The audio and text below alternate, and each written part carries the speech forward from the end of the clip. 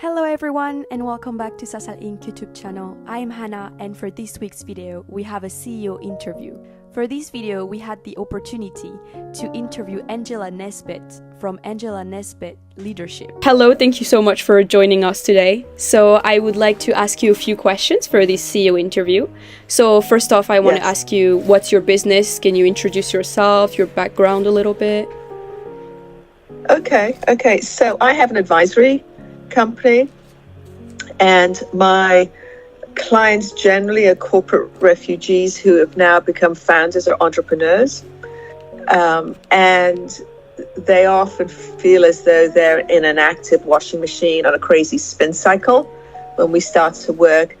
And as we work together, they gain a lot more clarity and make sense of their challenges and complexities, so they can make even better decisions and amplify their impact and have a more fulfilling life. That's the trajectory. And then I help them with more specific things, but that's where they want to go. Yes. Okay. So what's the name of your business? So it's Angela Nesbitt Leadership. Okay. Great. Yes. So yes, I help my clients develop what I call their leadership presence, which is a ability to navigate the unknown, to be able to create powerful partnerships and to take aligned action. Okay. So I would like to ask you, what's the story behind your business? How did you build it? How did you come to this idea? Oh, yeah. So I knew what it was like to live under a lot of stress and frustration and even burnout as a professional in a large organization. And I came to an inflection point in which I needed to either change the organization or go and create another life for me that had much less stress and more meaning.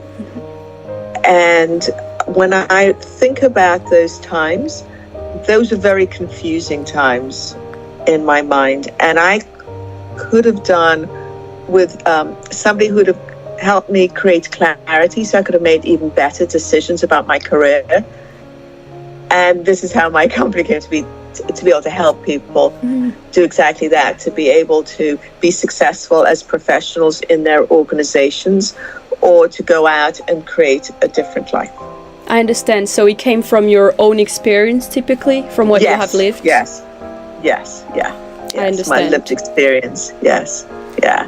So as a CEO, as an entrepreneur, as a creator of a company or of a business, of an idea, like what are some of the challenges that you met and that you had to overcome? How are the ways you overcame them? Some big challenges you can think of, or some things that were hard on your way to creating this business? Oh, yes. So I would say probably one of the biggest challenges was that so many things that made me successful, working for a large organization, I was the top of my game as a professional and also an advisor, in an advisory capacity. Many of those mindsets and beliefs were sabotaging me. They were good then, but it was a game changer to realize, oh, that worked then, but it doesn't work now. So that is often where I start with my clients, is to help them get very specific about their thought patterns that are getting in the way, and to be able to replace them with thought patterns and habits and beliefs that are conducive to where they are now. And another thing was that there often wasn't a roadmap about where I needed to go. And when I worked for a bigger organization, there was much more of a roadmap. Somebody else was thinking about that. So with my clients, who very often have had many years of experience and discipline from large organizations, which is helpful, but they don't necessarily know their values because they have relied on the values of their employer. They haven't clarified their mission and vision of where they're going because somebody else did that. So that's often the place that I work, was to help these really enterprising, driven people start to own their own wisdom, so that when they meet challenges where there is no roadmap, they can rely on that wisdom to guide them, if that makes sense. Yes, it does. Yeah. So if I understand properly, is it in a form of counseling that you do those advices? Do you meet with people in like a counseling way, or is it more of a corporate way that you guide them? So I'm sort of toggling between being a management consultant and being an executive coach. So I use coaching tools to advise clients. So maybe you can say that I am a counselor in the original sense, not a therapist. I understand. I'm not trained in that, but as a trusted advisor is the capacity I am, and I use a lot of coaching modalities to help clients have their breakthroughs and accelerate their growth. I understand. Yeah. So what's your vision, and what are your goals on the short term, long term as well? Is there something you're looking forward to, or something you would like to accomplish? In the short term or long term? Either is fine, or both of them. Depending on how you view things. Okay, so I would say my long-term vision is to transform leadership and to help clients who are who want to create profit by benefiting the common good. So they're caring about profit, they're caring about people, and they're caring about the planet. And once you make that commitment from a business strategic level, your life gets complex. And my clients have told me that I'm good at helping clarity when there's a lot of complexity. So those are the people I aspire to work with more and more. And for them to be effective leaders in the long term, for a world that just seems to get faster and more complex, is that they have to hone their wisdom.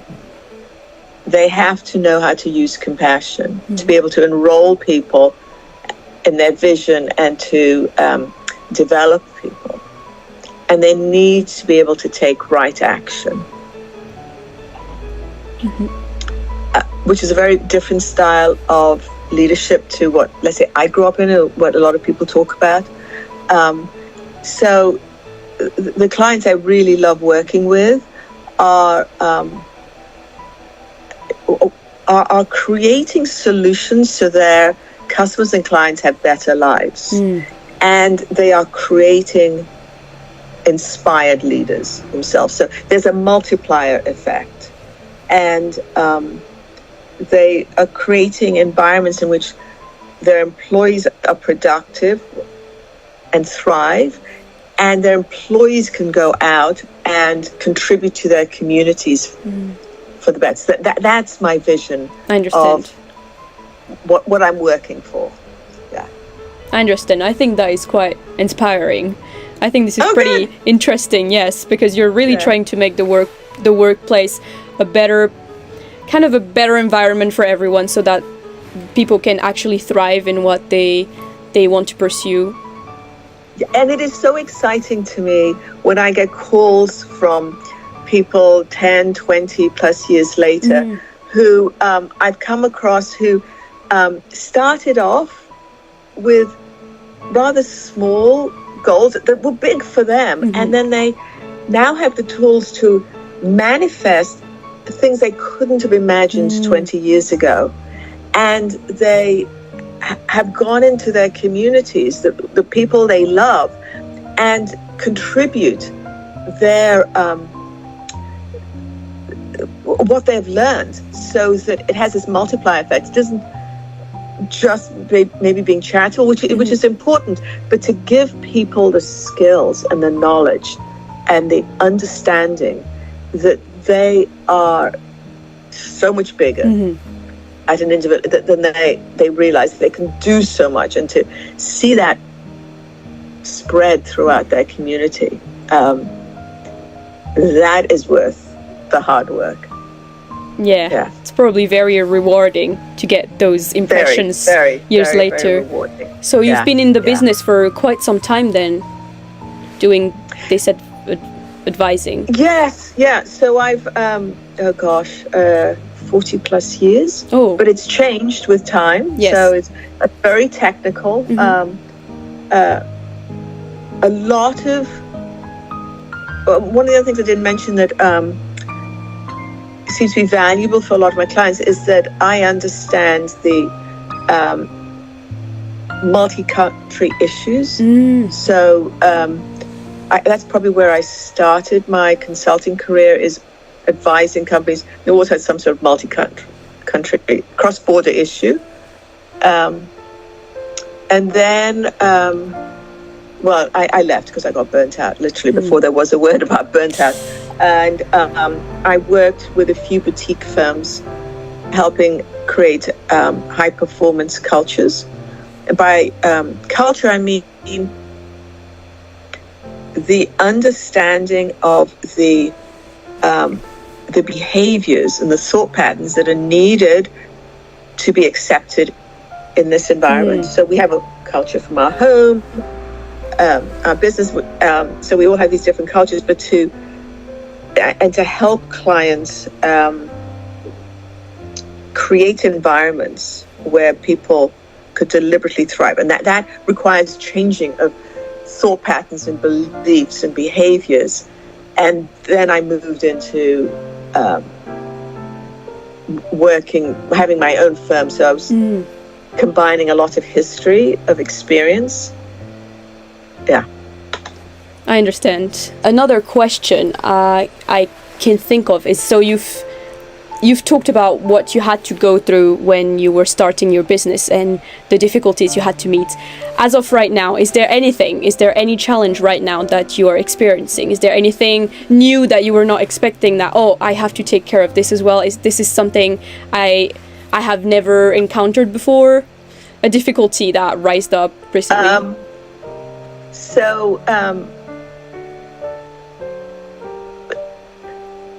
My answer probably will be different tomorrow, because or maybe next week, because I'm in just this week in a bit of a retreat to reflect on my business. And so it never ceases to amaze me how many times I need to keep changing and growing. And what worked last year is not working right now, or some things. It's like, because the world has changed, the demands have changed. Let's see if I could say in a nutshell where to be quite honest, I too am coming up against old beliefs that are no longer serving me. That we're pretty unconscious. So I have my own coach, and some things came up that have been playing in the background. I was oblivious to them being there. And so that came up. Now,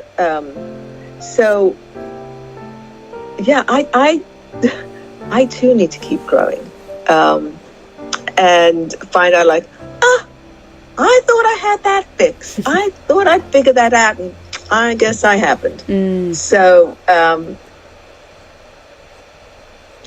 another thing that I'm working on is getting even clearer about who I want to work with and who really wants to work with me, because I can do a lot of things for a lot of people, but reflecting on who are the people that are attracted to me, and why? What is it that I'm doing that they need right then? So yes, I'm just on the same journey as my clients, maybe just a step ahead. That's yeah. So the coach also needs coaching, and as you coach other people, goodness, so many.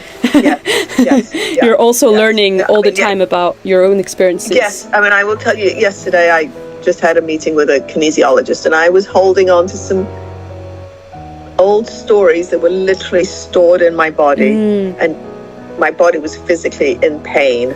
It's like, oh, okay, So keep growing. Always. Yeah. So I think I understood pretty much your business. I think it's quite interesting because I've never heard someone do that kind of business before. So it's kind of a first. So I'm quite impressed with the idea you came up with, and I think it's actually going to help quite some people. So that is good. Nice. I'm so glad. Something else. If I'm going to. You asked some probing questions, and I really appreciate that, is that increasingly, I find that I need to help my clients with, I'm going to essentially say, scientific explanations of what they've heard from the poets and the theologians and the mystics and the philosophers. And that's because quantum mechanics is teaching us so much that old wisdom had. And so that's something where I need to keep studying and keep learning, especially around neurobiology, because that is the cutting edge to help my clients accelerate and have more fulfillment in their lives. Yeah. I understand. Yes, always more to learn in order to help the others. Yeah. So yes. I think we're ready to wrap up this interview, which was very interesting. So as a last question, I would like to ask you, do you have any message you want to share to the subscribers, or anything you want to tell them, or an inspiring message, or just some advertisement for your own company? Anything is fine. Oh, yes. Well, yes, I absolutely. And you have my contact details. I presume you share them. So I would absolutely appreciate having conversations with anybody that's interested. And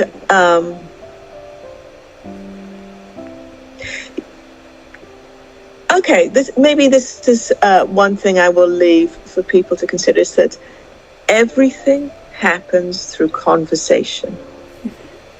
And when you're in conversation, you are either creating connection or you're creating disconnection at every moment. And whether you're conscious or not, it's happening, this toggling. So if you're in a place where a conversation is sticky, think about how to upregulate your conversation to create connection, that sense of connection with somebody, and downregulate those thoughts or words or something that creates disconnection. Because there is it's so easy to say, well, I want to say this, but the other person hears something different, and that gap is very painful for everyone. I understand. So that's what I will leave. Yeah. Thank you so much. And I would absolutely love to continue the conversation with you and your subscribers. Yes, of course. It would be lovely. Yes. Thank you so much for all your detailed answers. I think it was very interesting to have this interview. And your business, I think it's very inspiring and it's pretty interesting. So I'm glad we were able to meet through this interview. So thank you so much for joining us today. Thank you everyone for watching this video until the end. I hope you enjoyed today's content and that you discovered a new company and a new great CEO. It was a pleasure to interview Angela. We had a great time. Please make sure to subscribe to SASAL INC YouTube channel, like this video, interact with our content, and we post every Friday, so stay tuned for more videos coming up very soon. This was Hannah. Thank you for following us. Bye bye.